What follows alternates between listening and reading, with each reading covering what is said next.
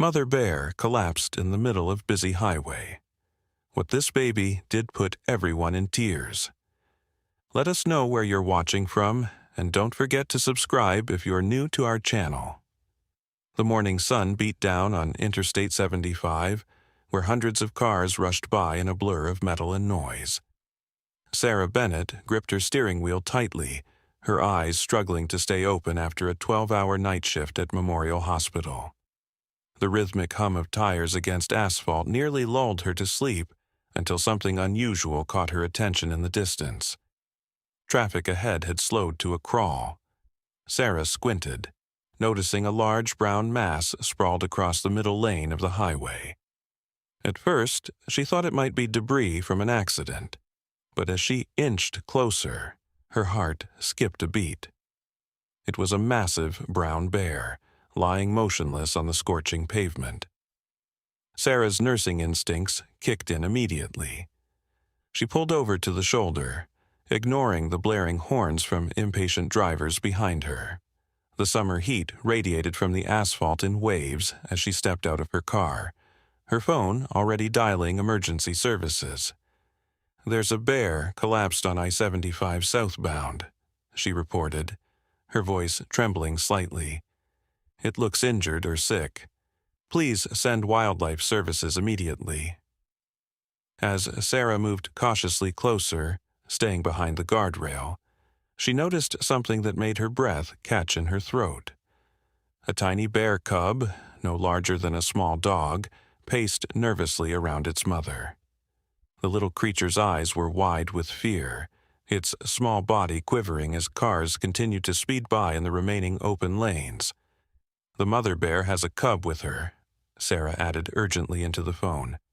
"Please, hurry. I'm afraid the baby might run into traffic." Other drivers began to stop, forming an impromptu barrier with their vehicles. A man in a pickup truck, his name was Ethan Marshall, Sarah would later learn, pulled over and approached cautiously. "I called wildlife services," Sarah told him, her eyes never leaving the bears. "They said to keep our distance and make sure no one gets too close." "That poor thing," Ethan replied, his voice filled with concern. "Look at the baby. It keeps trying to wake its mother." The cub pawed desperately at the mother bear's face, making small whimpering sounds that were barely audible over the noise of the highway. Each time a car zoomed past, the cub would freeze in terror, then return to nudging its mother with increased urgency. "I don't think she's breathing right," Sarah observed, her medical training allowing her to notice the shallow, irregular rise and fall of the mother bear's chest. She might be overheated or dehydrated. The minutes ticked by, painfully slow, as more vehicles stopped. A small crowd gathered at a safe distance, their faces reflecting a mixture of concern and curiosity. Some held up phones to record the scene, while others simply watched in worried silence. The cub's behavior grew increasingly distressed. It circled its mother, pulling at her fur with tiny paws, then sitting back on its haunches to let out heart-wrenching cries that seemed to pierce through the noise of the highway. Each cry sent shivers down Sarah's spine, reminding her of the universal language of fear and desperation that all creatures seemed to share. "Wildlife services should be here in 10 minutes, someone in the crowd announced, checking their phone. "They're bringing a veterinarian." But the cub couldn't understand the concept of waiting. As the mother bear's breathing became more labored, the baby did something that left everyone watching in stunned silence. The little bear cautiously stepped away from its mother and turned toward the growing crowd of humans. With hesitant steps, it moved closer to the guardrail where Sarah and Ethan stood. Its small eyes darted nervously from person to person, as if searching for help among these strange two-legged creatures it had likely been taught to fear. "Oh my God," Sarah whispered, tears welling in her eyes. "It's asking for help." The cub took another tentative step toward the humans, its small body trembling with each movement. It stopped about 10 feet from the guardrail, sitting back on its haunches and letting out another plaintive cry that seemed to echo across the highway. In that moment, the bustling interstate fell eerily quiet, as if everyone and everything had paused to witness this extraordinary display of trust and desperation. "Don't move," Ethan cautioned, his voice barely audible. "We don't want to scare it away." Sarah nodded, her heart pounding in her chest. The cub's eyes locked with hers, and she felt an almost physical connection with the small creature. In her 15 years as a nurse, she had witnessed countless moments of human vulnerability, but nothing had prepared her for the raw emotion she felt watching this wild animal reach out for human assistance. A wildlife officer named Michael Hayes arrived before the main response team, his truck pulling up with lights flashing. He approached cautiously, dressed in his uniform and carrying a large case of equipment. "I got here as fast as I could," he said, surveying the scene with experienced eyes. "How long has the mother been down?" "At least 20 minutes since I stopped," Sarah replied, quickly explaining what they had observed. Michael nodded grimly. "Bears don't usually collapse unless something is seriously wrong. Could be anything from dehydration to poisoning. The summer heat doesn't help either." He carefully made his way closer to the guardrail, moving with slow, deliberate steps. The cub watched him approach, backing up slightly but not retreating to its mother. "Poor thing's terrified but won't leave Mom," Michael observed. "That's actually good news. Means the mother is probably still alive."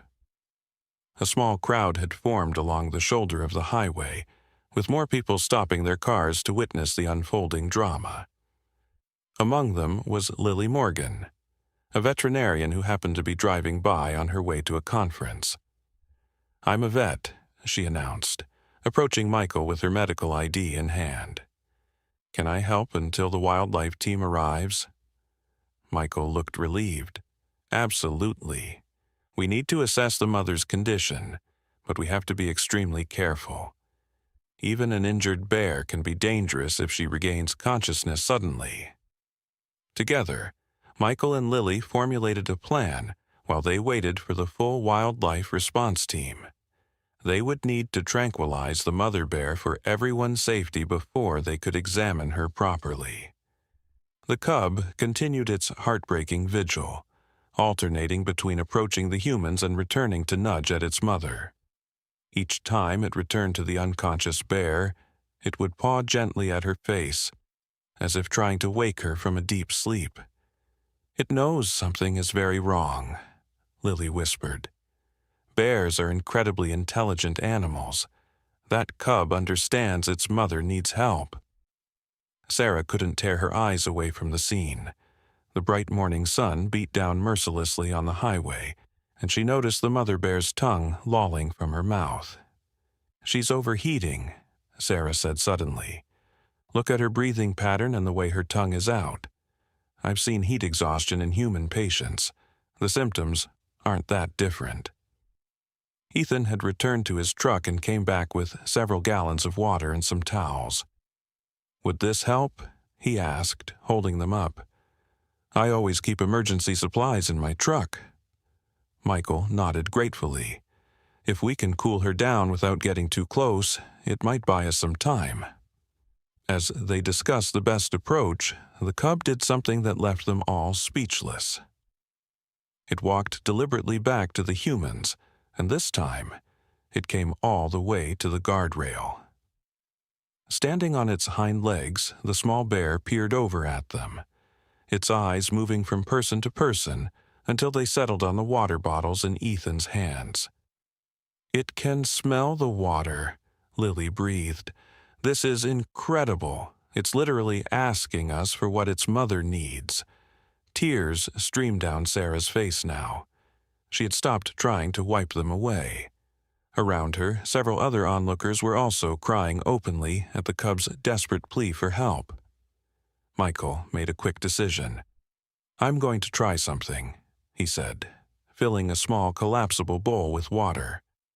With careful movements, he placed the bowl on the asphalt about 15 feet from the mother bear, then quickly retreated. The cub watched this process with intense focus. When Michael stepped back, the small bear immediately went to the bowl, sniffed it, then looked back at the humans. Instead of drinking itself, it returned to its mother's side and began pawing at her face with renewed vigor, as if trying to tell her about the water. "I don't believe what I'm seeing," Ethan murmured, his voice thick with emotion. By now, traffic on the interstate had been officially redirected by state troopers who had arrived on the scene. The wildlife response team's truck could be seen approaching in the distance, making its way through the cleared lanes. The summer heat had intensified, the temperature now well into the 90s. Sarah worried about the cub as well as its mother, both exposed to the brutal sun on the unforgiving asphalt. The small bear's fur was damp with sweat, its tiny chest heaving with each panicked breath. "We need to act now," Lily insisted, turning to Michael. "That mother bear could die from heat stroke before the team even gets here." After a brief consultation with his supervisor over the radio, Michael agreed to a carefully orchestrated intervention.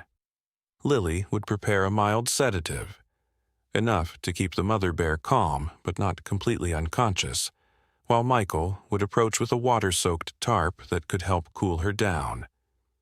The risk was enormous. If the mother bear suddenly regained consciousness and felt threatened, she could become aggressive, putting everyone in danger. But the alternative, letting her die on the hot asphalt, was unthinkable. As Michael and Lily prepared their equipment, the cub did something that would later be described by witnesses as one of the most heart-wrenching sights they had ever seen. It lay down beside its mother, resting its small head against her chest, as if listening for her heartbeat. Its tiny paw stroked her fur in an almost human-like gesture of comfort. Several people in the crowd turned away, unable to bear the emotional weight of the scene. Others took photos and videos, their hands shaking as they documented the remarkable display of animal devotion. Sarah felt rooted to the spot, her medical training at war with her instinct for self-preservation. She wanted desperately to help, but knew that approaching a wild bear, even one that appeared unconscious, could be deadly. The cub suddenly raised its head and looked directly at Sarah again. There was something in its gaze that transcended the natural barrier between species, a silent communication that she felt in the depths of her soul. "I think it trusts you," Ethan said quietly, noticing the exchange. Before Sarah could respond, the wildlife team arrived in full force. 3 trucks carrying specialized equipment and a team of 5 experts. Among them was Dr. Connor Adams, the senior wildlife veterinarian for the State Conservation Department. The team moved with practiced efficiency, setting up a perimeter and preparing their equipment.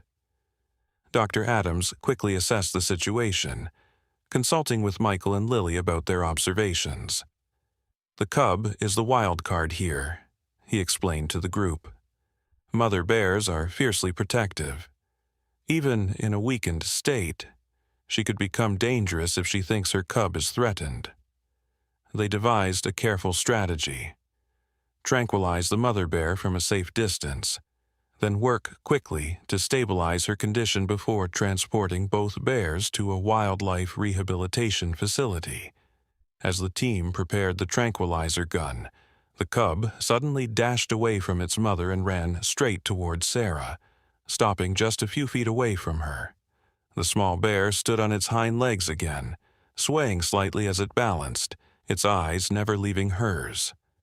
A collective gasp went up from the crowd. Even Dr. Adams looked stunned. "Don't move," he instructed Sarah quietly. "It's chosen you for some reason." The cub took another step forward, then another, until it was so close that Sarah could see the moisture in its dark eyes and the individual hairs of its brown fur. Then, in a gesture that would later make national headlines, The small bear reached out one paw toward her, as if offering a handshake. "It's asking for help," Sarah whispered, her voice breaking with emotion. "It wants us to save its mother." Dr. Adams had been working with wildlife for over 20 years, but even he seemed moved by the cub's behavior. "I've never seen anything like this," he admitted. "This goes against everything we know about wild bear behavior." With the cub so close to Sarah, the team had to reconsider their approach. They couldn't risk frightening it back to its mother's side just as they were preparing to tranquilize her. "Sarah," Dr. Adams said quietly, "I know this is asking a lot, but I think you need to be part of this. The cub has formed some kind of connection with you. If you're willing, we could use that to keep it safely away from its mother while we work." Sarah nodded without hesitation. "Tell me what to do." Under Dr. Adams' guidance, Sarah moved very slowly to a sitting position on the ground, making herself appear smaller and less threatening. The cub watched her movements with intelligent eyes, tracking every shift of her body. "Talk to it," Dr. Adams suggested. "Use a soft, calm voice. It's responding to you on some level." Sarah swallowed hard, then began speaking in the same gentle tones she used with frightened children in the emergency room. "It's okay, little one," she said softly. "We're going to help your mom. She's going to be okay." To everyone's amazement, the cub sat down as well, mirroring Sarah's posture. It remained about 5 feet away from her, but its eyes never left her face as she continued to speak softly. With the cub distracted, the wildlife team moved into position. Dr. Adams himself administered the tranquilizer dart with expert precision.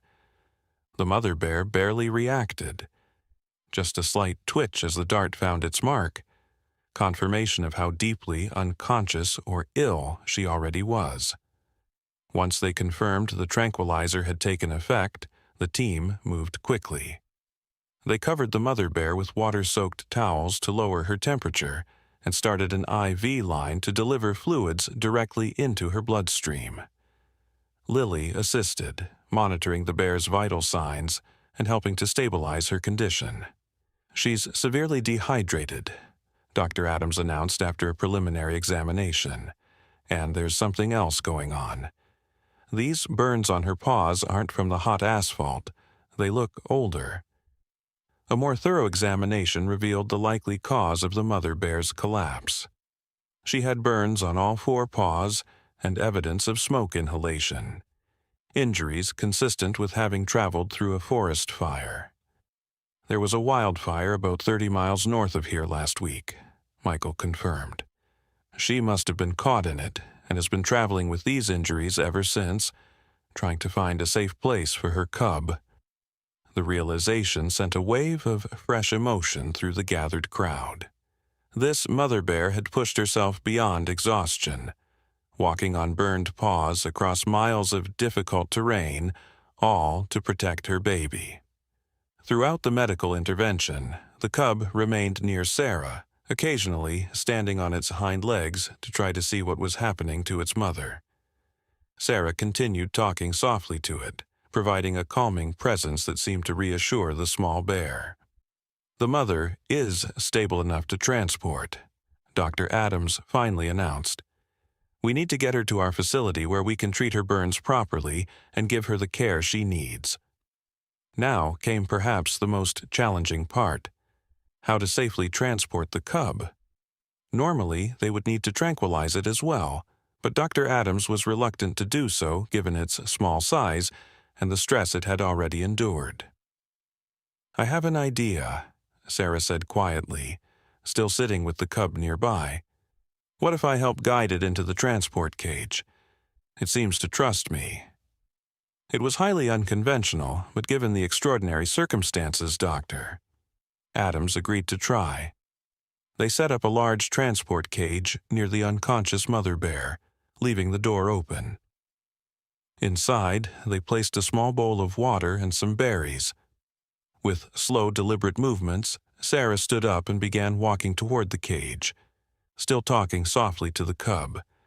To everyone's amazement, the small bear followed her, keeping the same distance between them. "That's it," Sarah encouraged, her voice trembling with emotion. "Just a little further. Your mom is going to be right there with you." When they reached the cage, Sarah pointed inside, where the mother bear was already secured on a special stretcher. "Look, there's your mom. She's going to be okay." The cub approached the cage cautiously, sniffing the air. It looked back at Sarah once more, as if seeking final reassurance, then darted inside to be with its mother. Dr. Adams quickly but gently closed the door, securing both bears for transport.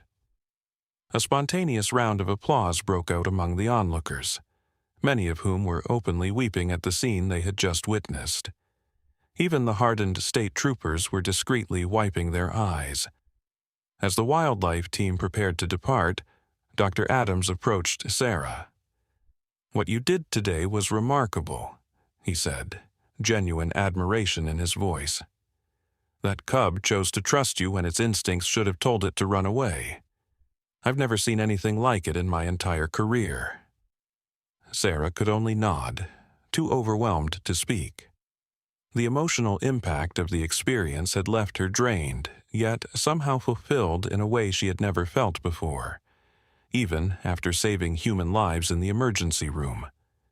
Ethan appeared at her side, offering her a bottle of water. "You were amazing," he said simply, "truly amazing." As the wildlife team's vehicles pulled away, carrying the mother bear and her cub to safety, the crowd began to disperse. The highway would soon reopen, and the flow of traffic would resume as if nothing extraordinary had happened. But for those who had witnessed it, the image of that small bear reaching out to humans for help, defying its natural instincts in an act of desperate love for its mother, would remain forever etched in their memories. Sarah stood watching until the wildlife trucks disappeared from view, knowing she had just experienced something that had changed her fundamentally. In her years as a nurse, she had seen countless examples of human love and compassion, but there was something about this wild creature's trust that had touched her soul in a profound way. "Do you think they'll be okay?" she asked quietly, not really directing the question to anyone in particular.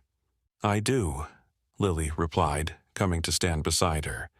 "That mother bear has the strongest survival instinct I've ever seen. She walked miles on burned paws to protect her cub. And that baby," her voice caught with emotion, "that baby just showed us all what courage truly looks like."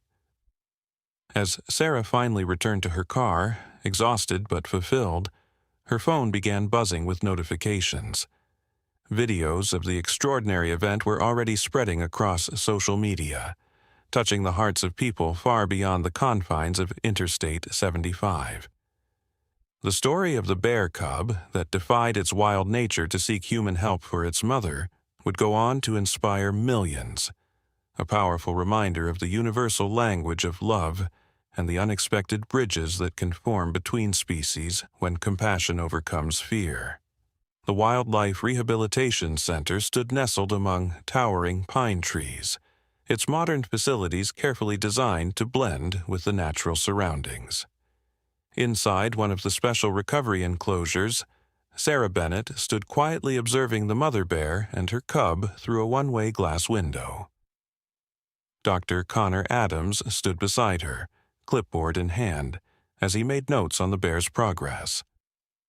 "Her recovery has been nothing short of miraculous," Dr. Adams said, his voice filled with quiet amazement. "When we first brought her in, I honestly wasn't sure she would survive the first night. The burns on her paws were infected, and the dehydration had affected her organs." Sarah nodded, her eyes never leaving the pair of bears. The mother was resting on a bed of fresh straw, her massive body rising and falling with deep, regular breaths. The cub playfully tumbled nearby, occasionally returning to nuzzle against its mother's fur before resuming its explorations. "She's a fighter," Sarah replied softly. "I knew she would make it." In the 3 weeks since the highway rescue, Sarah had visited the rehabilitation center every few days. The staff had made an exception to their usual no-visitors policy, recognizing the unique bond that had formed between her and the bears, especially the cub. "The tissue regeneration on her paw pads is progressing better than expected," Dr. Adams continued, flipping through his notes. "The antibiotics cleared the infection, and the specialized burn treatment is helping new skin form. She's eating well and showing normal protective behaviors toward her cub." Sarah smiled at this. "Protective how?" "She growls at all of us when we need to examine the cub," Dr. Adams chuckled. "All except you. She watches you, but she doesn't display the same defensive posture when you're near her baby. It's as if she remembers what you did." "That's impossible," Sarah said, though her heart leapt at the thought. "Bears can't possibly understand something like that." Dr. Adams raised an eyebrow. 25 years in wildlife medicine has taught me never to underestimate what animals understand, especially not after what I witnessed on that highway. The memory of that day had replayed in Sarah's mind countless times. The image of the small cub approaching her, desperate for help, had changed something fundamental in her understanding of the natural world. As a medical professional, she had always believed in the scientific explanation for things, but this experience had opened a door to something more profound, something she couldn't quite explain with her rational mind. "The video has over 50 million views now," Dr. Adams mentioned, changing the subject. "People from all over the world have been sending donations to help with their care. Some are even offering to sponsor the entire rehabilitation process." The video, captured by several bystanders, had indeed gone viral in the days following the rescue. News outlets around the world had picked up the story, featuring interviews with witnesses and experts discussing the extraordinary behavior of the bear cub. Sarah herself had declined most interview requests, uncomfortable with the attention and feeling that the story wasn't about her at all. "Have you decided what you're going to name them?" Dr. Adams asked. The center had asked Sarah to name the bear and her cub, an honor usually reserved for the staff member most involved in a rescue. She had been thinking about it for days, wanting to choose names that would honor the courage and trust the bears had displayed. "I think so," she said hesitantly. "For the mother, I was thinking Phoenix, because she literally walked through fire to save her baby and then rose from the ashes of that experience." Dr. Adams nodded approvingly. "Very fitting. And the cub? Hope," Sarah said simply, "because that's what she gave all of us that day on the highway. A reminder that even in the darkest moments, reaching out to others, even those we've been taught to fear, can create a bridge to salvation." As if hearing its new name, the cub suddenly looked up toward the observation window. Though Sarah knew the bear couldn't actually see her through the one-way glass, it seemed to stare directly at her, its head tilted in that curious way she remembered from their first encounter. "I think she approves," Dr. Adams said with a smile. A soft knock on the door interrupted their conversation. Lily Morgan, the veterinarian who had helped during the highway rescue, entered the observation room. "Sorry to interrupt," she said, "but I thought you'd want to know. The lab results came back from the tissue samples we took." Dr. Adams took the folder Lily offered, scanning the contents quickly. "What is it?" Sarah asked, noting the change in his expression. "It's about Phoenix's burns," he explained.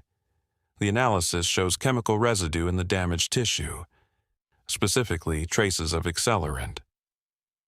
"Accelerant?" Sarah repeated, processing the implication. "You mean..." The fire wasn't natural, Lily confirmed grimly. According to these results, it was deliberately set. The revelation hung heavily in the air. The thought that someone had intentionally started the fire that had nearly killed Phoenix and her cub filled Sarah with a cold anger. The Forestry Department and Fire Investigation Unit have been notified, Dr. Adams said. They're reopening the investigation into the cause of the fire. Sarah turned back to look at the bears, her heart aching with this new knowledge. They've been through so much already, she said softly. And for what? Someone's carelessness or cruelty? Unfortunately, we see this more often than we'd like to admit, Lily said. But there's some good news too.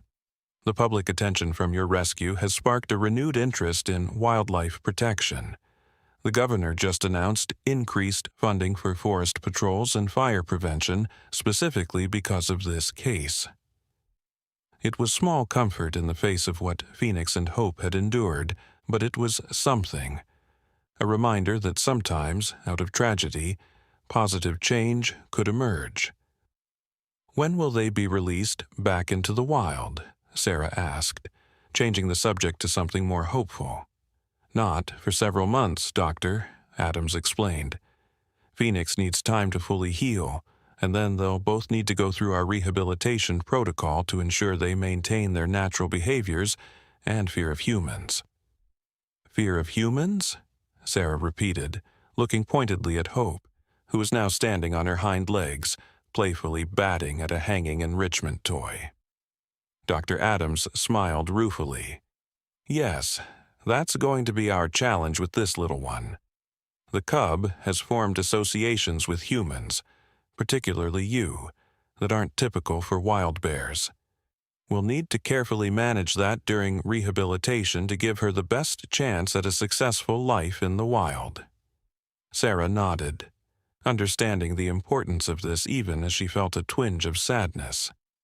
The thought of Hope learning to fear her, to run away if they ever encountered each other again, was painful, yet she knew it was necessary for the cub's survival. There is one other option we've been discussing, Lily said carefully, exchanging a glance with Dr. Adams. What option? Sarah asked. Given Hope's unusual socialization and the extent of Phoenix's injuries, we're considering whether they might be better suited for a permanent sanctuary placement rather than complete release. You mean they wouldn't go back to the wild at all? Sarah frowned. They would still live in a natural setting, Dr. Adams clarified.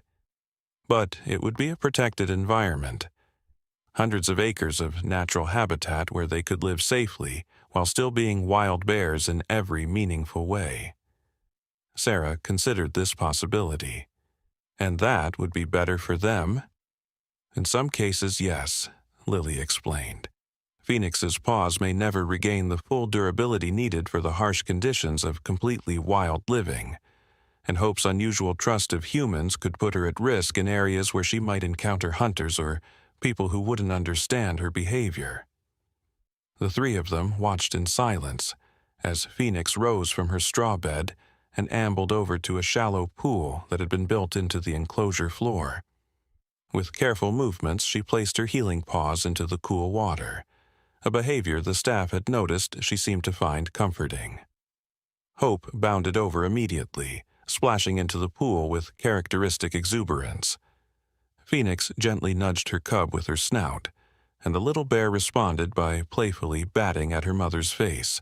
They've been through so much together, Sarah said softly. Whatever gives them the best chance at a good life, that's what I want for them. Dr. Adams nodded. We'll make the decision based on their progress over the next few months, but I wanted you to be aware of all the possibilities. As Sarah prepared to leave the rehabilitation center that day, she paused for one final look at Phoenix and Hope. The mother bear had returned to her straw bed, and the cub was curled up against her side, both of them peaceful in the safety of their temporary home. A memory surfaced in Sarah's mind.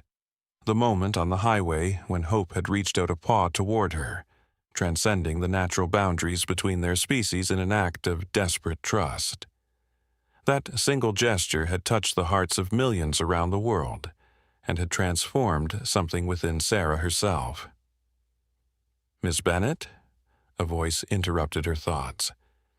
She turned to find Ethan Marshall, the man who had stopped to help on the highway that day, standing in the center's reception area. "Ethan," she said with surprise, "what are you doing here?" He smiled, looking slightly embarrassed. "I've been volunteering," he explained. "After what happened, I couldn't just go back to my regular life. I spoke with Dr. Adams, and he said they could use an extra pair of hands around here." Sarah felt a warmth spread through her chest. "That's wonderful. How are they doing?" Ethan asked, nodding toward the corridor that led to the bear's enclosure. "Better than anyone expected," Sarah replied. "Phoenix is healing well, and Hope is, well, being Hope." Ethan smiled at this. "That cub changed something in all of us that day, didn't it?" Sarah nodded, unable to put into words exactly how profound that change had been. Instead, she said, "I named them Phoenix and Hope." "Perfect names," Ethan approved, "especially Hope."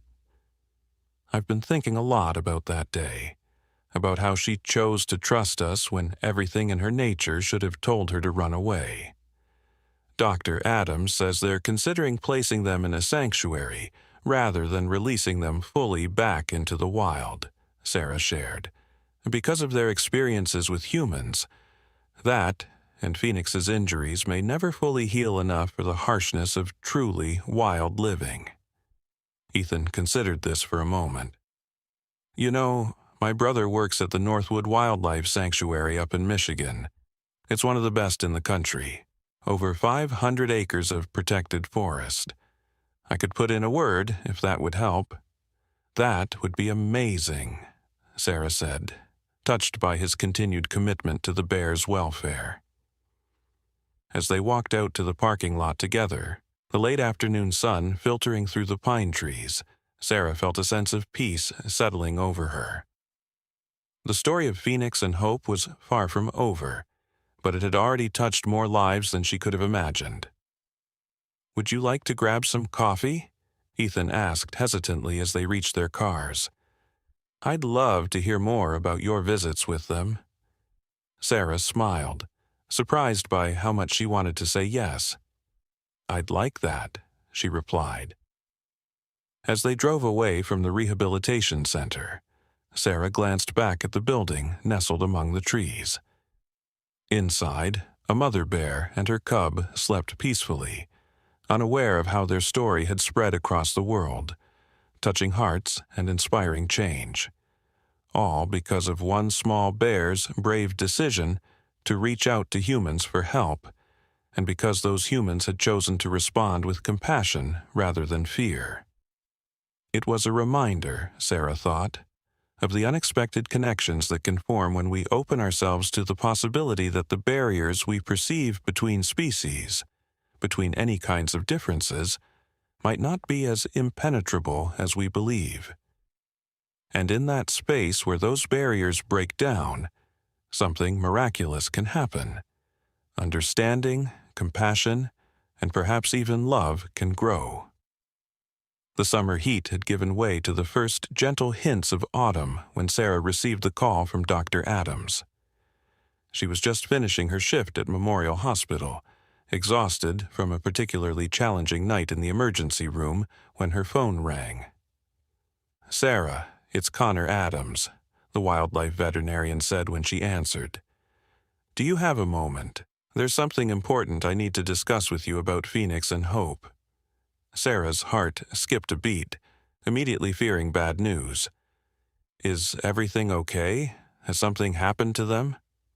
No, they're doing well," Dr. Adams reassured her quickly. "Actually, they're thriving. That's part of what I want to talk to you about. Could you stop by the center this afternoon?" 4 hours later, After catching a few hours of much-needed sleep, Sarah pulled into the rehabilitation center's parking lot. The familiar scent of pine trees greeted her as she stepped out of her car, along with the distant sounds of the various wildlife residents undergoing rehabilitation. Dr. Adams met her at the entrance, his face bearing a mix of emotions that Sarah couldn't quite read. "Thanks for coming," he said, leading her down the corridor toward his office rather than to the bear's enclosure, as she had expected.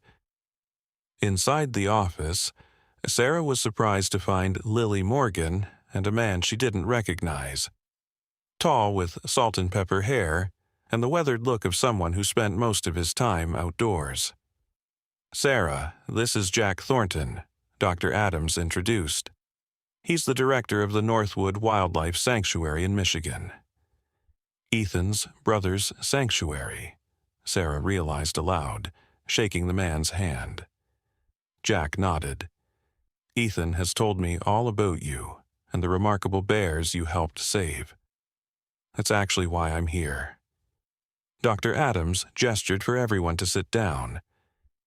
"We've made a decision about Phoenix and Hope's future," he began, "and we wanted to discuss it with you first, given your special connection to them."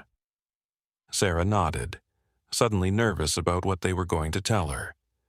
"As you know, we've been assessing whether they should be fully released back into the wild or placed in a sanctuary environment," Dr. Adams continued. "After extensive evaluation, we believe the sanctuary is the better option." Though Sarah had been prepared for this possibility, hearing it confirmed still stirred mixed emotions within her. "Because of Phoenix's injuries?" she asked. "Partly," Lily answered. "Her paws have healed remarkably well, but she'll always have some limitation in her mobility and durability. In the wild, that could compromise her ability to forage effectively and protect her cub.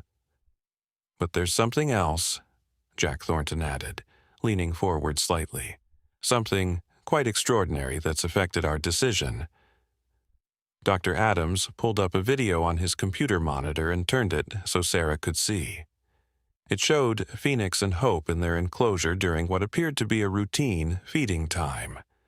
A staff member Sarah didn't recognize was placing food in their habitat through a special compartment designed to minimize human contact. In the video, Hope approached the feeding area as usual, but then did something unexpected. The cub picked up a piece of fruit and carried it all the way back to Phoenix, dropping it directly in front of her mother before returning for her own portion. "She's bringing food to her mother," Sarah observed, touched by the cub's behavior. "Yes," Dr. Adams said, "but that's not what's remarkable. Bears don't typically do this. Cubs are usually focused on their own nutrition. We think Hope learned this behavior by watching our staff care for Phoenix during her early recovery." "She's mimicking human caregiving behaviors," Lily explained. "We've documented multiple instances of this. She's integrated behaviors she observed from humans into her own repertoire." "Is that bad?" Sarah asked, trying to understand the implications. "Not bad," Jack clarified. "Just highly unusual. It indicates a level of observational learning and cognitive flexibility that we rarely see in wild bears. Hope has essentially created a hybrid behavioral pattern, part wild bear, part influenced by what she's observed in human caregivers." Sarah processed this information, remembering how Hope had sought human help on the highway, another behavior that defied typical wild animal instincts. "There's more, Doctor," Adams said, switching to another video clip. This one showed Hope standing upright against the observation window, the very window behind which Sarah usually stood during her visits. The cub was making a pawing motion against the glass, then sitting back expectantly, as if waiting for a response. "She does this every day at approximately the same time you usually visit," Lily explained. "Even on days when you don't come, she goes to that window and makes that gesture." "She's looking for me," Sarah whispered, a lump forming in her throat. "We believe so, Doctor." Adams confirmed. "She's formed an association between that location and your presence. It's not something we typically encourage in rehabilitation, but in this case, it's part of who she is now," Jack Thornton finished. "And that's why I'm here. Northwood Sanctuary specializes in cases like this, animals that fall somewhere between fully wild and habituated to humans. We provide protected natural environments where they can express their wild behaviors while also receiving the specialized care they might need.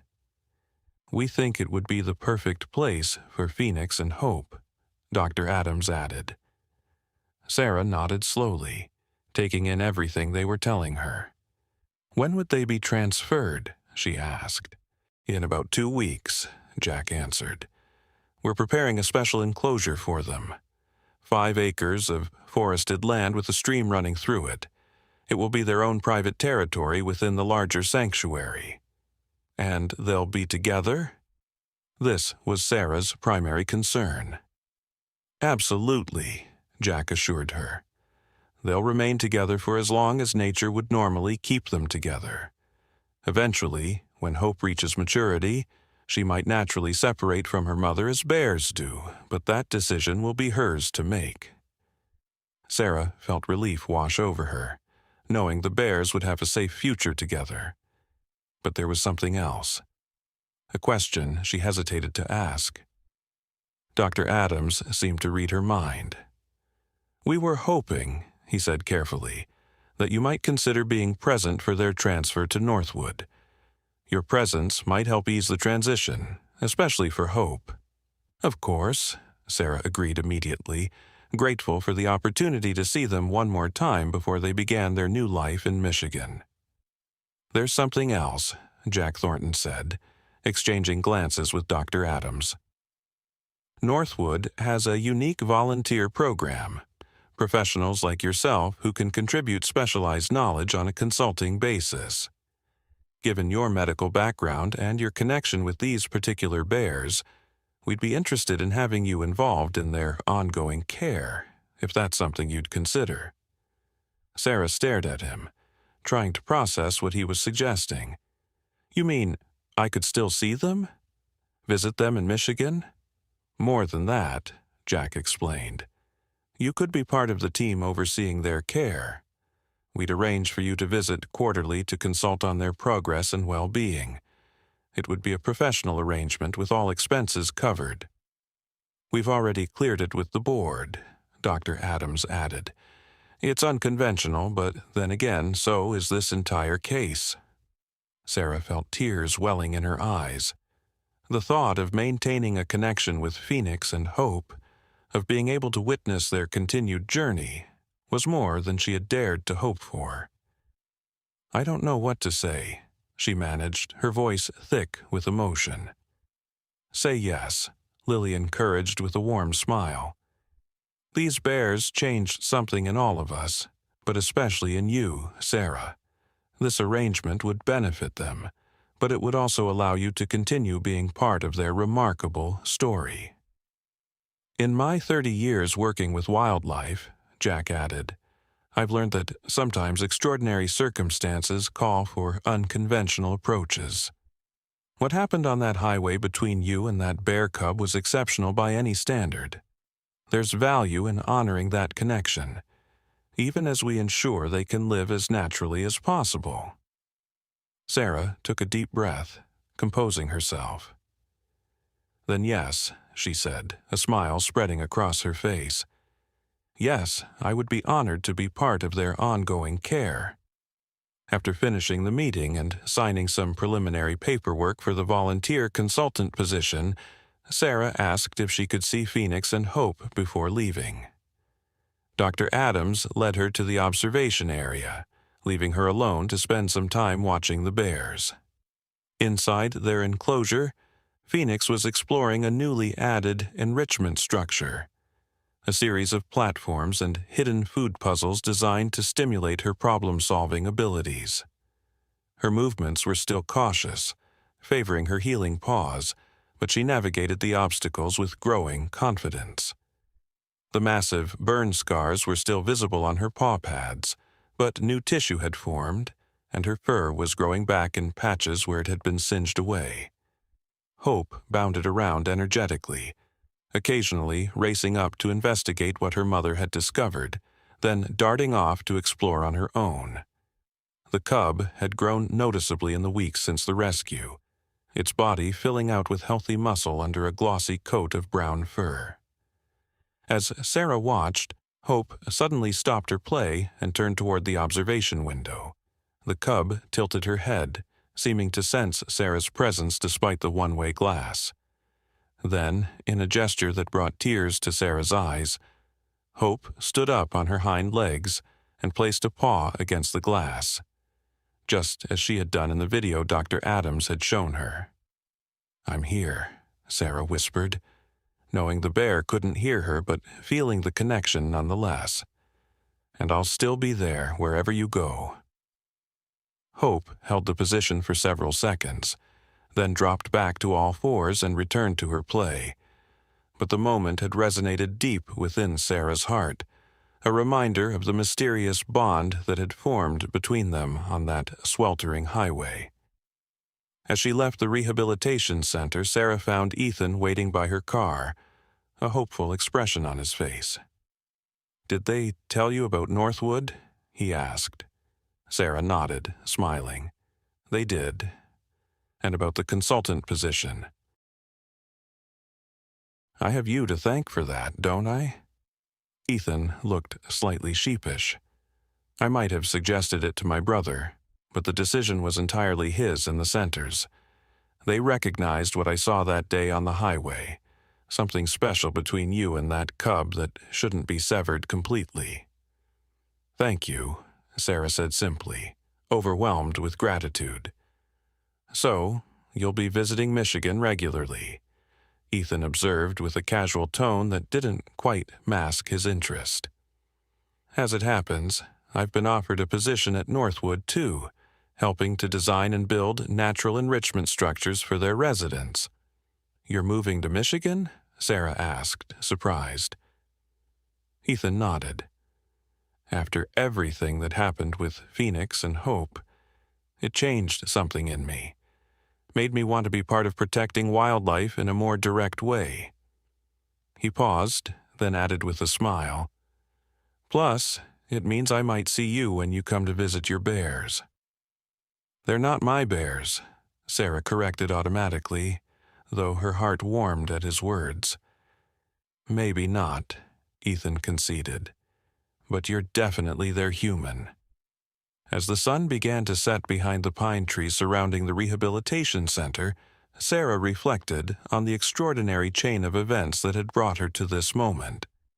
What had begun as a routine drive home from a night shift had transformed into a life-changing encounter that would now take her in directions she never could have imagined. Sometimes, she thought, the most profound connections come from the most unexpected places, even from a small bear cub reaching out a paw in desperate trust on a sweltering highway. The morning of the bear's transfer to Northwood Wildlife Sanctuary dawned with a crystalline clarity that seemed fitting for such a significant day. Sarah arrived at the rehabilitation center just as the first rays of sunlight filtered through the eastern trees, casting long shadows across the parking lot. She found the staff already busy with preparations, moving with the quiet efficiency of professionals who understood the delicacy of the task ahead. Dr. Adams greeted her at the entrance, his face showing both excitement and the solemn responsibility he felt. "Good morning, Sarah. Everything's on schedule so far. The transport team arrived an hour ago, and they're setting up the specialized equipment now." Sarah nodded, her stomach fluttering with a mixture of emotions she couldn't quite name. "How are they this morning?" she asked, referring to Phoenix and Hope. "Calm," Dr. Adams replied. "We gave Phoenix a mild sedative last night, just enough to keep her stress levels manageable during transport. Hope is her usual curious self, watching everything we do with those intelligent eyes of hers. They walked together to the preparation area, where Sarah found Jack Thornton overseeing the final adjustments to a large transport container specially designed for moving bears. It was essentially a reinforced mobile den with solid walls that would block the bears' view of the outside world during the journey, reducing their stress. The drive to Michigan will take about 8 hours, Jack explained when he saw Sarah. We'll make 2 brief stops along the way to check on them and provide water, but otherwise we want to keep the journey as continuous and calm as possible. Sarah appreciated the meticulous planning that had gone into every aspect of the bear's care. It was another reminder of how many people had been touched by their story and were now invested in their well-being.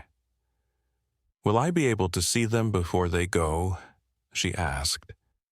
Dr. Adams nodded. "Actually, we'd like you to be present when we move them into the transport container. Hope responds so positively to your presence, we think it might help keep her calm during the transfer process." This was both an honor and a responsibility that Sarah took seriously. She followed Dr. Adams to a preparation room where Lily was waiting with several other staff members. The veterinarian handed Sarah a set of protective gear to wear over her clothes. "Standard protocol," Lily explained as Sarah donned the lightweight suit. Even though Phoenix has been remarkably tolerant of human presence, she's still a wild bear. We never forget that, especially during high-stress procedures like this one. Once everyone was properly equipped, they moved as a coordinated team toward the bear's enclosure. The plan had been carefully choreographed over the past week. Phoenix would be guided into the transport container first, followed by Hope. The sedative Phoenix had received was mild enough to keep her calm, but not so strong that she couldn't move under her own power, an important consideration for her dignity and continued recovery. As they entered the enclosure area, Sarah's heart raced with anticipation. Through the observation window, she could see Phoenix resting in her favorite corner, her massive body rising and falling with deep, steady breaths.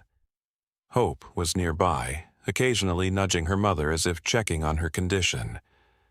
"We'll open the partition between their living area and the transfer chamber in a moment," Dr. Adams explained quietly. "The transport container has been placed at the end of that chamber, with fresh bedding and some of their familiar scent markers inside." Sarah nodded, understanding the importance of making the container feel as safe and familiar as possible to the bears. "Here we go," Dr. Adams said, nodding to a technician who operated the electronic partition system. With a soft hydraulic hiss, the partition began to rise. Phoenix lifted her head, immediately alert to the change in her environment. Hope, always quick to investigate anything new, bounded toward the opening partition with characteristic curiosity. "That's good," Lily murmured. "Let Hope investigate first. She'll help Phoenix feel more comfortable with the new space." They watched as the cub ventured into the transfer chamber, sniffing every corner and examining the transport container with intense interest. After a thorough exploration, Hope returned to Phoenix, making soft vocalizations that seemed to communicate some message between them. To everyone's amazement, Phoenix then rose to her feet and began moving slowly toward the transfer chamber, following her cub's lead. Her movements were still careful, mindful of her healing paws, but she showed none of the hesitation or stress they had feared. "Incredible," Jack Thornton whispered. "The cub is guiding her mother. I've never seen anything like it." Hope continued this remarkable behavior, moving a few steps into the transfer chamber, then waiting for Phoenix to follow, almost as if she were deliberately showing her mother that the new space was safe. When both bears were fully in the transfer chamber, the team carefully closed the partition behind them. Now they needed to guide the bears into the actual transport container, potentially the most stressful part of the process. "Sarah," Dr. Adams said quietly, This is where we could use your help." He directed her to a special observation panel that would allow her to be visible to the bears from within the transfer chamber. When she moved into position, Hope immediately noticed her, tilting her head in that characteristic way that always melted Sarah's heart. "Talk to her," Lily encouraged. "She recognizes your voice." Feeling slightly self-conscious but trusting the professionals around her, Sarah began speaking softly. "Hey there, Hope. It's okay, sweet girl. You're doing so well showing your mom around." The cub's reaction was immediate. She stood up on her hind legs, eyes fixed on Sarah, then dropped back down and moved toward the transport container, as if understanding exactly what was being asked of her. Phoenix watched her cub, then looked toward Sarah as well. The massive bear's eyes showed a depth of intelligence that still surprised Sarah, despite everything she had witnessed over the past weeks. There was no fear in that gaze, no aggression, just a calm assessment of the situation. "That's it," Sarah continued encouragingly. "Just a little further. Everything's going to be okay." With remarkable coordination, Hope entered the transport container, explored it briefly, then came back to the entrance where Phoenix could see her. The mother bear hesitated only a moment before following her cub inside. The team moved quickly then, securing the container door while Sarah continued speaking soothingly to keep the bears calm. When the door was finally closed and locked, a collective breath of relief went through the entire team. "Phase 1 complete," Dr. Adams announced with a smile. "And much more smoothly than we dared hope." Sarah stepped back, feeling both elated and strangely emotional. Through a small viewing window in the container, she could see Hope and Phoenix settling on the fresh bedding, the cub curled against her mother's side as always. "You were amazing," Ethan said, appearing beside her. He had been helping with the equipment setup but had stayed in the background during the transfer process. "It wasn't me," Sarah replied honestly. "It was Hope. She understood what needed to happen and helped her mother through it. I've never seen such intelligence in a wild animal." "That's what makes this case so special," Jack Thornton said, joining their conversation. "Hope has developed cognitive abilities and social understanding that go beyond typical wild bear behavior. That's why the sanctuary approach is so important for them." The transport container was carefully moved onto a specially equipped truck with climate control and shock absorption systems. Sarah and Ethan would follow in a separate vehicle, along with Lily, who would monitor the bear's condition throughout the journey. As they prepared to depart, Dr. Adams approached Sarah with an unexpected gift, a beautifully bound photo album. "We put this together for you," he said. "It documents Phoenix and Hope's entire journey so far, from the highway rescue through their rehabilitation. There's space at the end for the chapters yet to come at Northwood." Sarah accepted the album with trembling hands, deeply touched by the thoughtfulness of the gesture. "Thank you," she managed, her voice thick with emotion, "for everything you've done for them." "We're just doing our jobs," Dr. Adams replied with characteristic modesty. "You're the one who showed courage that day on the highway, the courage to set aside fear and reach out to a wild creature in need." The convoy departed the rehabilitation center at precisely 8 a.m. As they drove away, Sarah looked back at the facility where Phoenix and Hope had begun their recovery journey, feeling a profound sense of transition. One chapter was ending, but another was just beginning. The drive to Michigan was long but uneventful, exactly what everyone had hoped for. During their 2 brief stops, Lily reported that both bears were calm and showing no signs of distress. Hope had even been observed playing with a sturdy enrichment toy that had been placed in the transport container, while Phoenix mostly slept. The natural response of a wild animal to an uncertain situation. As they crossed the state line into Michigan in the late afternoon, the landscape gradually changed, with denser forests and rolling hills replacing the flatter terrain they had left behind. Sarah found herself growing increasingly excited as they neared their destination, eager to see the sanctuary that would become Phoenix and Hope's new home. Northwood Wildlife Sanctuary was nestled in a remote area of Michigan's Upper Peninsula, surrounded by thousands of acres of protected forest land.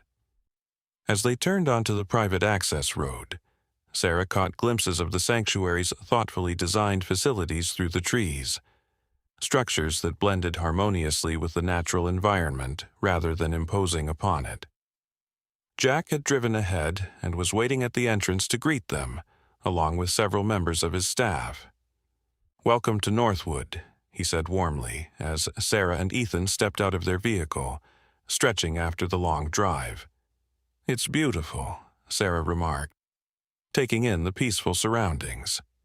The sanctuary's main buildings were constructed of natural materials, local stone and timber, and designed to nestle among the trees as if they had grown there naturally. "We've prepared their new habitat," Jack told her as they walked together toward a gathering of staff members. "Would you like to see it before we complete the transfer?" Sarah nodded eagerly. They followed a winding path through the woods until they reached a large, carefully fenced area that extended as far as she could see in several directions. 5 acres, Jack explained. All secure, but designed to feel completely natural to them. There's a stream running through the middle, several denning sites we've prepared, and natural food sources we've cultivated. Berry bushes, honeybee hives at a safe distance, and fish in the deeper pools of the stream. Sarah was impressed by the attention to detail. This wasn't just a cage or an enclosure. It was a thoughtfully designed ecosystem that would allow Phoenix and Hope to express their natural behaviors while remaining safe from the threats they might face in truly wild conditions. "What about winter?" she asked, knowing how bears typically hibernated during the cold northern months. "We've created 3 different potential hibernation dens." Jack pointed to barely visible structures integrated into the natural landscape. "They're partially constructed to ensure safety, but Phoenix will choose which one she prefers and will finish preparing it herself. That's an important natural behavior we want to preserve." By the time they returned to the main area, the transport truck had been positioned near a specialized transfer facility adjacent to the bear's new habitat. The next few hours would be critical, moving Phoenix and Hope from their transport container into the acclimatization area where they would spend their first week before being released into the larger habitat. "We'll follow the same procedure that worked at the rehabilitation center," Lily explained as the team prepared for the transfer. "Sarah, we'd like you in the same position as before, encouraging Hope to lead the way." This final transfer went even more smoothly than the first. Hope, perhaps sensing that this journey was nearing its end, seemed eager to explore the spacious acclimatization area. Phoenix followed with growing confidence, her movements stronger than they had been just weeks before, a testament to her remarkable recovery. When both bears were safely in their new temporary quarters, Sarah watched through the observation window as Hope immediately began investigating every corner, climbing the sturdy logs that had been positioned as enrichment structures, and dipping her paws experimentally into the small pool that had been provided. Phoenix moved more deliberately, carefully testing the various surfaces beneath her healing paws and thoroughly sniffing the air to absorb all the new scents of this unfamiliar place. After completing her inspection, she settled on a bed of fresh straw, watching her cubs' exuberant explorations with what Sarah could only interpret as maternal patience. "They're going to be just fine," Jack said, standing beside Sarah at the window. "In a week, when they've had time to adjust to these new surroundings, we'll open the passage to the larger habitat. They'll be able to explore that space while still having access to the secure area until they're completely comfortable." Sarah nodded, feeling a complex mixture of emotions. joy at seeing the bears in this beautiful new environment, sadness at the thought of leaving them, and a deep sense of fulfillment knowing they would have the best possible life here. Your first official consulting visit is scheduled for 6 weeks from now, Jack reminded her. But you're welcome to stay for a few days now, if you'd like, to observe their initial adjustment period. Sarah hadn't planned for this possibility, but the idea of spending more time watching Phoenix and Hope settle into their new home was deeply appealing. "I'd like that very much," she said. "If it wouldn't be an imposition." "Not at all," Jack assured her. "We have comfortable guest quarters for visiting researchers and consultants, and I know Ethan would appreciate having you here while he gets oriented to his new position." At the mention of Ethan, Sarah glanced across the room to where he was engaged in animated conversation with one of the sanctuary's habitat designers, already immersed in his new role. He caught her looking and smiled warmly, causing a flutter in her chest that had become increasingly familiar over the past weeks. The sanctuary staff welcomed Sarah into their community with genuine warmth. That evening, they gathered for a communal dinner in the main lodge, a tradition, Jack explained, that helped foster the sense of family among the people who had dedicated their lives to wildlife conservation. As Sarah listened to the passionate conversations around the table, discussions about habitat preservation, rehabilitation techniques, and the individual stories of the animals in their care, she felt a growing sense that she had found a place where her own unexpected connection with Phoenix and Hope was not just accepted, but valued. Later that night, after most of the staff had retired to their quarters, Sarah sat alone on the lodge's wraparound porch, gazing up at a sky brilliant with stars. The forest around her was alive with night sounds, the distant hooting of an owl, the rustle of small creatures in the underbrush, the whisper of wind through pine needles. "Mind if I join you?" Ethan's voice came softly from the doorway. Sarah smiled and patted the empty space on the bench beside her. "Not at all." He settled next to her, following her gaze upward to the star-filled sky.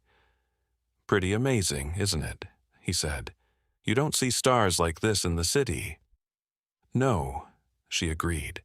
"Everything's different here, clearer somehow." They sat in comfortable silence for a while, listening to the night sounds of the forest. "I was thinking about that day on the highway," Ethan said finally. "How random it was that we both stopped at exactly that moment." "I've thought about that too," Sarah admitted. "If I hadn't been getting off that night shift, if you hadn't been traveling that particular road, if that mother bear hadn't chosen that specific place to collapse, if Hope hadn't been brave enough to approach humans for help, the chain of coincidences, or perhaps something more meaningful than coincidence, stretched back through time, each link essential to the outcome they were now witnessing. "Do you believe in fate?"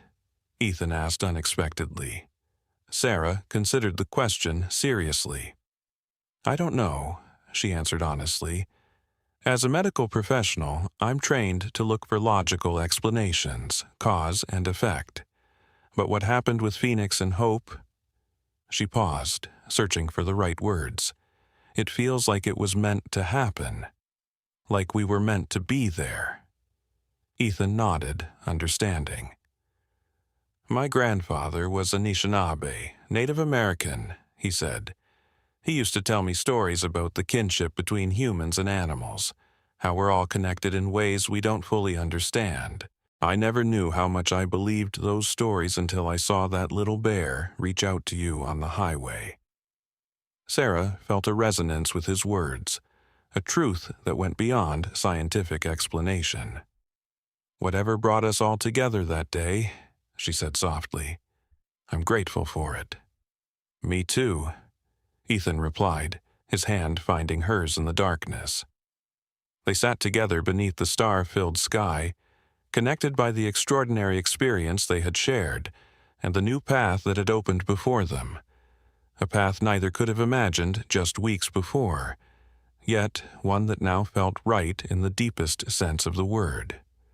In the acclimatization area not far from where they sat, Phoenix and Hope slept peacefully. The cub curled against her mother's side as always.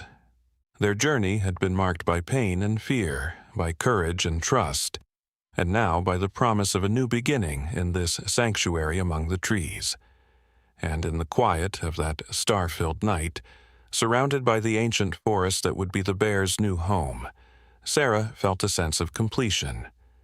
Not an ending, but a circle connecting past to future. Connecting humans to the wild creatures with whom they shared the earth. Connecting heart to heart across the boundaries that usually kept them apart. The Michigan winter had been long and deep, the landscape transformed by heavy snows and temperatures that regularly dipped well below freezing. For Sarah, making her quarterly visits to the sanctuary, each trip had revealed new facets of Phoenix and Hope's adaptation to their environment. During her December visit, she had watched with fascination as Phoenix selected one of the prepared den sites, the most remote and secure of the three options, and spent days meticulously preparing it for winter, adding additional insulation of leaves and branches to the human-constructed foundation. She's displaying perfectly natural denning behavior, Jack had explained as they observed from a discreet distance. This is exactly what we hoped to see. Hope had assisted in the preparation, carrying smaller branches and mimicking her mother's movements in that uncanny way she had of learning through observation. But the most remarkable moment had come when Phoenix had finally deemed the den ready. Instead of immediately entering herself, she had nudged Hope inside first, waiting until her cub was safely settled before joining her. Putting her cub's safety first, even when she's exhausted from the preparation, Lily had noted. Classic maternal behavior, but still so moving to witness. The bears had entered full hibernation shortly after, their metabolic processes slowing dramatically as their bodies adapted to survive the winter months without food. The sanctuary staff had continued remote monitoring through sensitive thermal imaging and sound equipment that allowed them to confirm the bears' well-being without disturbing their natural cycle. Now, as April brought the first sustained warmth to the northern forests, Sarah had returned for her spring visit, eagerly anticipating the bears' emergence from hibernation. She had arrived the previous evening, welcomed warmly by the sanctuary staff who had come to know her over the past months. Ethan had been waiting for her at the main lodge, his face lighting up when she arrived. Their relationship had developed slowly but steadily during her quarterly visits, each one strengthening the connection between them. They had been careful, taking time to know each other beyond the extraordinary circumstances that had brought them together, but neither could deny the deepening of their feelings with each reunion. This morning, they walked together along the path to the observation blind nearest the den Phoenix had chosen. The forest was awakening around them, with delicate wildflowers pushing through the leaf litter and birds calling enthusiastically from budding branches overhead. "Any signs yet?" Sarah asked as they walked. Ethan nodded, his expression excited. The thermal imaging showed increased activity 2 days ago. And yesterday, one of the wildlife cams caught a brief glimpse of Phoenix at the den entrance, though she went back inside fairly quickly. "Testing conditions," Sarah observed, making sure it's truly safe to bring Hope out. When they reached the blind, a carefully camouflaged structure that allowed observation without disturbing the bears, Jack was already there, along with a researcher Sarah hadn't met before. "Sarah, this is Dr. Avery Johnson," Jack introduced. "She's joined our research team to study Phoenix and Hope's unique behaviors. Avery, this is Sarah Bennett, our consulting nurse and the person who helped rescue these bears initially." The women shook hands, and Sarah was immediately struck by the intelligence and enthusiasm in Dr. Johnson's eyes. "I've read all the documentation of their case," Avery said. "Truly extraordinary. I specialize in cognitive development in mammals, with a focus on adaptive behaviors in changing environments. Phoenix and Hope represent an unprecedented opportunity to study how trauma and human intervention might influence behavioral patterns in bears. Sarah appreciated the scientific interest while also feeling a touch of protectiveness toward her bears. "They've been through a lot," she said simply. Avery nodded understanding. "Absolutely. Our observation methods are completely non-invasive. We're here to learn from them, not to interfere with their recovery or natural behaviors." Jack directed their attention to the high-resolution monitors inside the blind, which displayed feeds from multiple camera angles focused on the den area. "We've been watching since first light," he explained. "There was some movement about an hour ago, but nothing definitive yet." They settled into comfortable silence, all eyes on the monitors. Sarah felt the familiar mixture of professional interest and personal connection that characterized her relationship with Phoenix and Hope. Part of her observed with the clinical eye of a medical professional, assessing their physical recovery and well-being.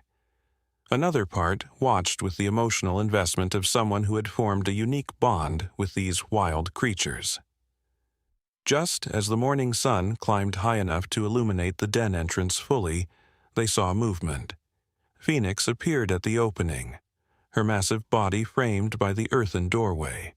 She looked magnificently healthy, her fur thick and glossy after the winter months, her movements confident as she emerged fully into the spring sunlight.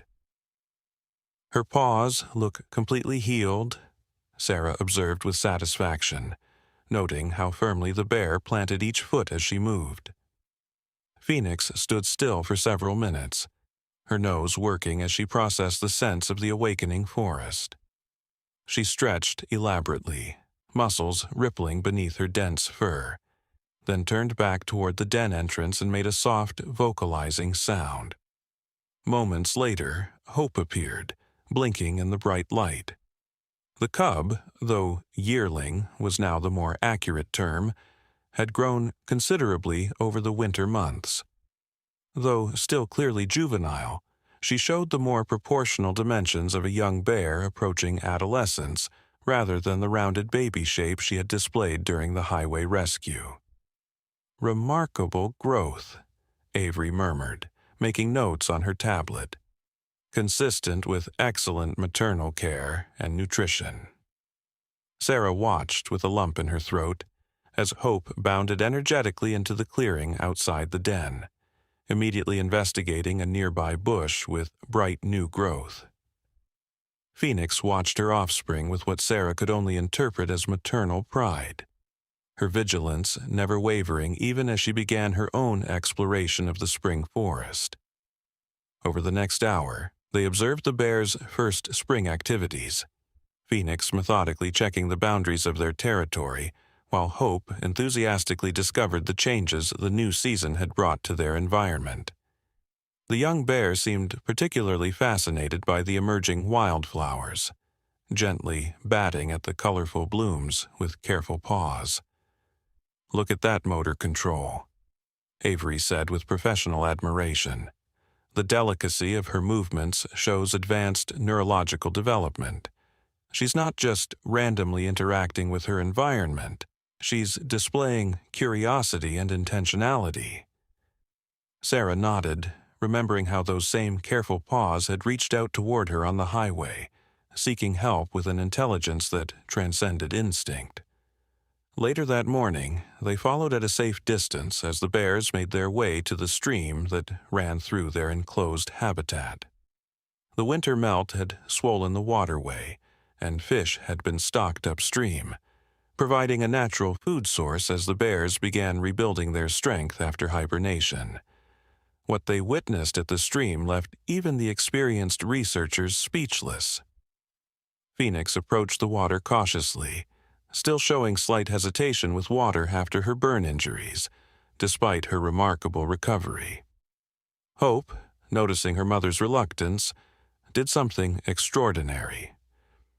The yearling carefully entered the stream first, tested the footing and current, then returned to her mother's side, making soft vocalizations that seemed almost like encouragement. "She's showing her mother that it's safe," Ethan whispered, amazed. Even more remarkably, Phoenix appeared to understand and appreciate this guidance. She followed her offspring into the shallow water, and together they began the fishing activities that would help restore their energy after the long winter fast. "Role reversal," Avery noted, her voice reflecting professional excitement. The young teaching the adult, adapting to the adult's specific needs based on past trauma. This is beyond exceptional. It's revolutionary in our understanding of bear cognition and social dynamics. Sarah felt tears welling in her eyes as she watched this display of mutual care and understanding between mother and child. A bond that had been tested by fire, by pain, by human intervention, yet had emerged stronger and deeper than ever. Later that afternoon, as they reviewed the day's observations in the research center, Avery shared some of her preliminary thoughts. "What we're seeing goes beyond basic survival behaviors," she explained, displaying charts of behavioral patterns documented since the bear's arrival at the sanctuary. Hope, in particular, has developed problem-solving abilities and social awareness that exceed typical parameters for bears her age. "Because of her interaction with humans during the rescue?" Jack asked. "Partially," Avery confirmed. "But I think it's more complex than that." The timing was critical. She was young enough that her neural pathways were still highly plastic, yet old enough to integrate and adapt what she observed. And the emotional context was significant as well. "Emotional context?" Sarah questioned. "The extreme stress of her mother's collapse, followed by the positive outcome of human intervention," Avery elaborated. "It created a unique learning environment.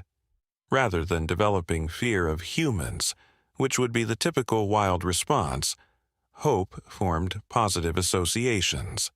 But more importantly, she demonstrated the ability to generalize from those experiences, to apply problem-solving strategies she observed in one context to entirely new situations. The implications of these observations extended far beyond Phoenix and Hope's individual story. As Avery explained, their case might provide valuable insights into wildlife rehabilitation techniques, human-wildlife conflict resolution, and even the cognitive potential of species not typically considered as adaptable as primates or cetaceans. That evening, the sanctuary staff organized a small celebration to mark the bear's successful emergence from hibernation and to welcome Sarah on her spring visit. The main lodge was filled with warmth and laughter as they shared stories and updates on the other rescued wildlife in their care. During a quiet moment, Jack approached Sarah with a special gift. A framed photograph captured that morning of Phoenix and Hope standing together at the edge of the stream, their postures mirroring each other perfectly, sunlight highlighting the health and vigor that had returned to both bears. "For your collection," he said, knowing that Sarah had been documenting each stage of their journey. "Thank you," she replied, deeply touched. "They look so whole."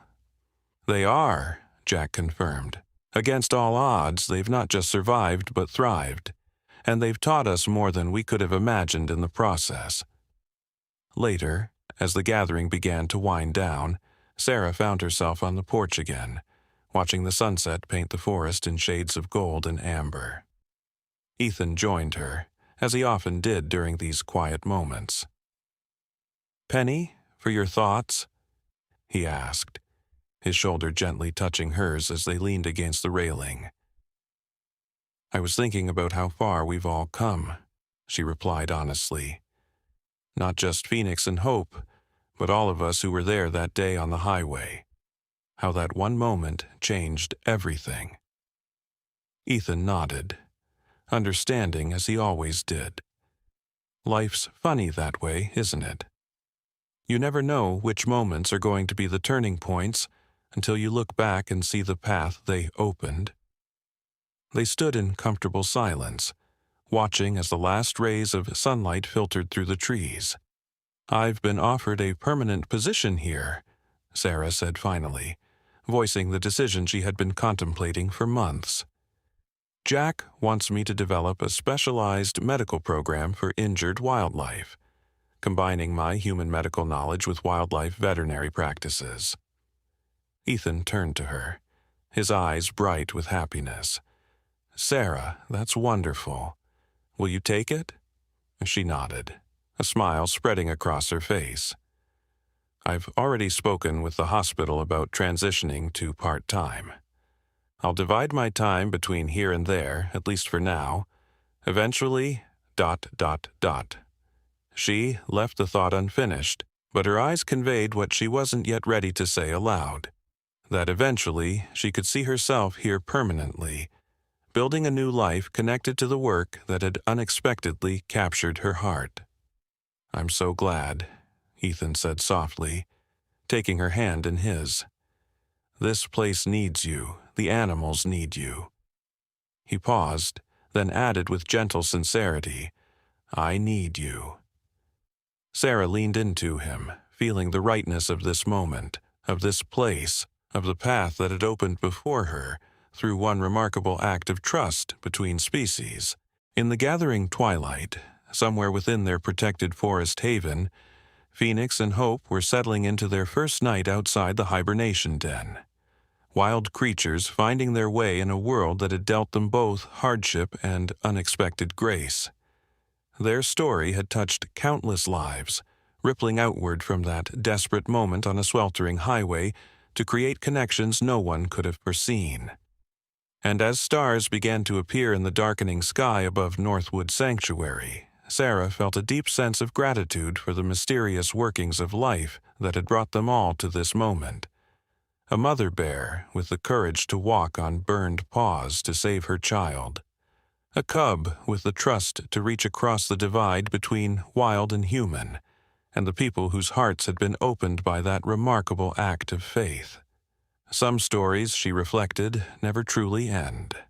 They simply continue unfolding, their meaning deepening with time, their impact touching lives in ways that cannot be measured.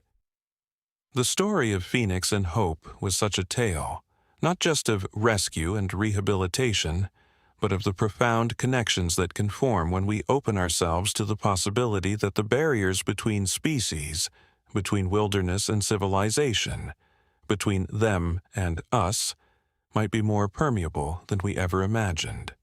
And in that permeable space, where compassion flows across boundaries, the most extraordinary transformations become possible for a mother bear and her cub, and for the humans whose lives they had forever changed.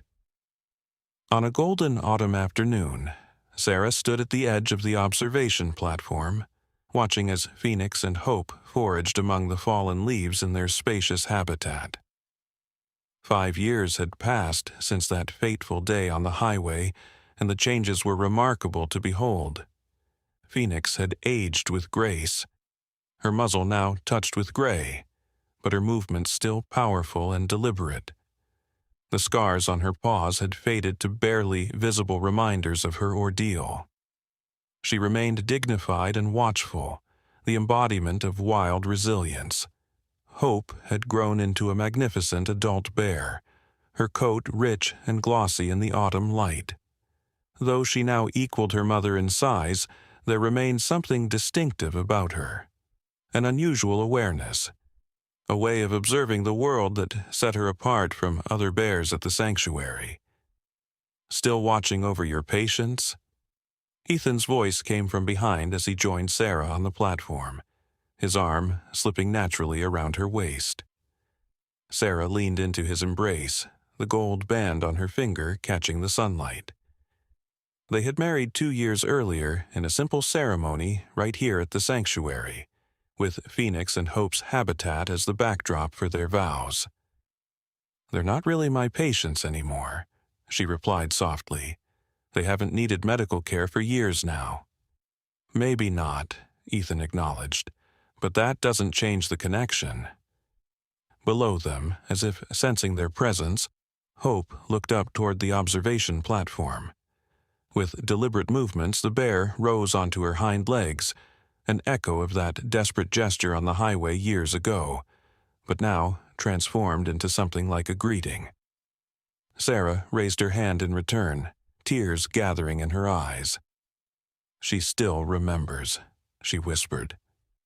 "Of course she does," Ethan said gently. "Some bonds transcend everything we think we know about the boundaries between humans and wildlife." As they watched, a small dark shape emerged from the undergrowth. A bear cub, Hope's first offspring, born the previous spring. The tiny bear tumbled playfully around its mother's feet, occasionally glancing curiously toward the humans on the platform. Phoenix approached her daughter and grandcub, the three generations forming a tableau that symbolized everything the sanctuary stood for: healing, continuation, and the precious gift of life preserved against the odds. Sarah placed a hand on her own rounded belly, feeling the flutter of movement within. Their first child would be born in the spring, entering a world where its parents' lives had been transformed by an unexpected bridge between human and wild. "Do you ever think about how different our lives would be if we hadn't stopped that day?" she asked. Ethan was quiet for a moment, considering. "I think some moments in life are crossroads disguised as random events. That day on the highway, it wasn't just about saving two bears. It was about discovering something fundamental about connection, about trust, about the thin veil between their world and ours."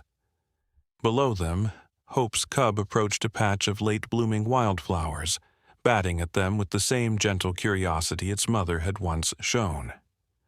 Hope watched attentively, allowing her offspring to explore, but staying close, embodying the same protective devotion Phoenix had shown her.